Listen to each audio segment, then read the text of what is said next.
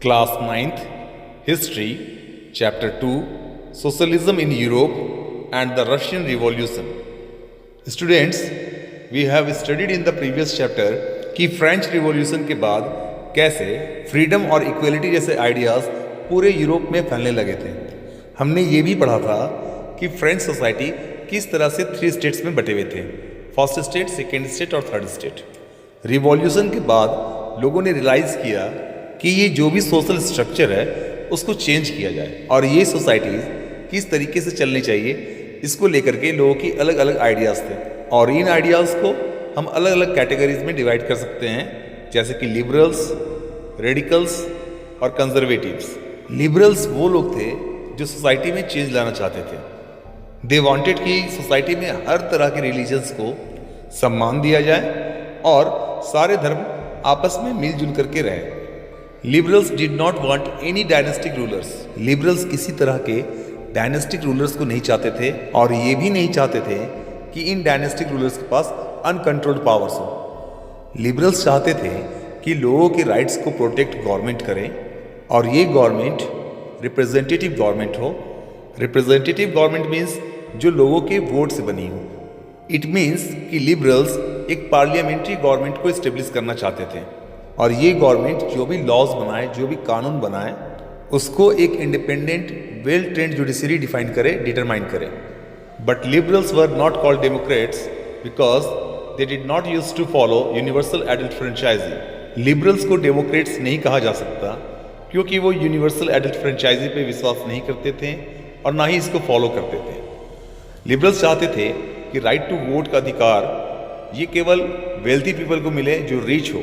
Women और poor को वो राइट टू वोट देना नहीं चाहते थे। रेडिकल्स लिबरल्स के अगेंस्ट थे, वो मेजॉरिटी के आधार पे गवर्नमेंट चाहते थे। रेडिकल्स नहीं चाहते थे कि रिच लैंड ऑनर्स या फैक्ट्री ऑनर्स उनके पास प्रिविलेजेस हो। They were okay with private property, but radicals ये नहीं चाहते थे कि बहुत सारी प्रॉपर्टी कुछ ही लोगों के हाथों में हो। वो वुमेन सफ्रेगेट मूवमेंट को खुल के सपोर्ट किया करते थे। Conservatives on the other hand liberals और रेडिकल्स से काफ़ी अलग थे। Conservatives they did not want to change the society, but French revolution आने के बाद they were ready to change. लेकिन उनका ये मानना था कि जो भी चेंजेस हो वो बहुत ही ग्रेजुअल स्पीड में हो, बहुत ही स्लो प्रोसेस में हो, because they use to keep respect for the past.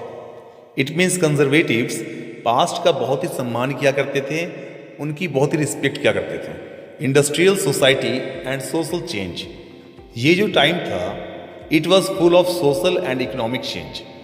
New cities came up और कई सारे नए नए इंडस्ट्रीज बनने लगे। रेलवे नेटवर्क एक्सपेंड हुआ और इंडस्ट्रियल रिवॉल्यूशन भी शुरू हो गया। इंडस्ट्रियलाइजेशन की वजह से कई सारे मैन, वुमेन और बच्चे ये सारे फैक्ट्री में काम करने शुरू कर दिए। वर्किंग आवर्स बहुत ही ज़्यादा हुआ करते थे और वेजेस, मजदूरी बहुत ही कम हुआ करती थी। अर्बनाइजेशन और इंडस्ट्रियलाइजेशन के कारण हाउसिंग और सैनिटेशन की भी प्रॉब्लम्स खड़ी होने लगी। ये सारे के सारे प्रॉब्लम्स को देखते हुए लिबरल्स और रेडिकल्स इस प्रॉब्लम्स का सॉल्यूशन खोजने लगे।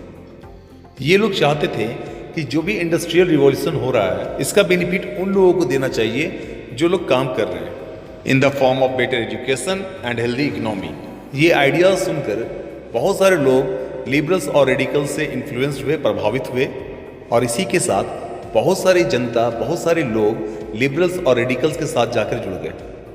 बहुत सारे कंट्रीज जैसे फ्रांस, जर्मनी, इटली और रशिया, इन सारे कंट्रीज में कई तरह के रिवॉल्यूशनरीज एक्टिविटीज होने लगे, मेनली वहाँ के मोनार्क को हटाने के लिए। The coming of socialism to Europe, ये सब जो चेंजेस हो रहे थे सोसाइटी में, and people started thinking that कि क्या करना चाहिए और कैसे करना चाहिए जिससे सोसाइटी अच्छे से चल सके। ऐसे में सोशलिज्म का जो विजन था सोसाइटी को लेकर के, उसका सबको काफ़ी अटेंशन मिला। तो सोशलिज्म में लोग प्राइवेट प्रॉपर्टी के बिल्कुल अगेंस्ट थे। इनका मानना था कि प्राइवेट प्रॉपर्टी हर तरह की प्रॉब्लम की सबसे बड़ी जड़ है। ऐसे वो इसलिए मानते थे क्योंकि प्राइवेट प्रॉपर्टी किसी इंडिविजुअल के पास होती थी और ये इंडिविजुअल बाकी लोगों को काम तो देता था, बट उसका मेन मोटिव था पैसा कमाना, अधिक से अधिक बेनिफिट कमाना। ये उन लोगों के बारे में बिल्कुल नहीं सोचते थे जिनके बलबूते ये प्रॉफिट कमाते थे। तो अकॉर्डिंग टू सोशलिस्ट अगर होल प्रॉपर्टी सोसाइटी अगर अपने पास रखे तो ज़्यादा बेटर होगा एज कम्पेयर टू कि पूरी प्रॉपर्टी किसी और इंसान के हाथ में। सो अलग अलग लोगों के पास अलग अलग आइडियाज़ थे कि कैसे एक सोशलिस्ट सोसाइटी चलनी चाहिए। अगर हम बात करें रॉबर्ट ओवेन की तो इनके अकॉर्डिंग कोऑपरेटिव सोसाइटी बनानी चाहिए। लुइस ब्लैंक जो फ्रांस से थे वो चाहते थे कि कोऑपरेटिव्स को गवर्नमेंट इंकरेज करे और कैपिटलिस्ट को रिप्लेस करे। कार्ल मार्क्स और फ्रेडरिक एंगल्स ने भी बताया कि सोशलिस्ट सोसाइटी कैसे फंक्शन करनी चाहिए और कैपिटलिस्ट से कैसे छुटकारा पाना चाहिए वर्कर्स को। सपोर्ट फॉर सोशलिज्म 1870s तक सोशलिज्म का आइडिया पूरे यूरोप में फैल गया, पूरे यूरोप में स्प्रेड हो गया। तो जो भी सोशलिस्ट थे उन्होंने इंटरनेशनल लेवल पे एक अंतर्राष्ट्रीय स्तर पे एक संस्था बनाई, इंटरनेशनल बॉडी बनाई जिसका नाम दिया गया सेकेंड इंटरनेशनल। सेकेंड इंटरनेशनल बनाने का मेन व्यू था कि सोशलिस्ट की जो भी आइडियाज़ है, जो भी व्यूज़ है, उसको वो आपस में एक दूसरे के साथ खुल के शेयर कर सके। जो वर्कर्स थे इंग्लैंड और जर्मनी के, उन्होंने एसोसिएशन बनाना शुरू कर दिया और better wages and better living condition के लिए लड़ने लगे। अलग अलग कंट्रीज़ में अलग अलग पार्टीज़ बनने लगी, वो भी सोशलिज्म के आइडियोलॉजी पे।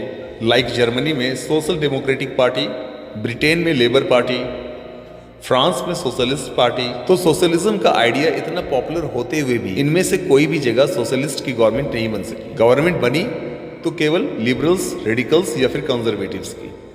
बट एक कंट्री थी जहां पर सोशलिस्ट की गवर्नमेंट बनी और वो थी रशिया।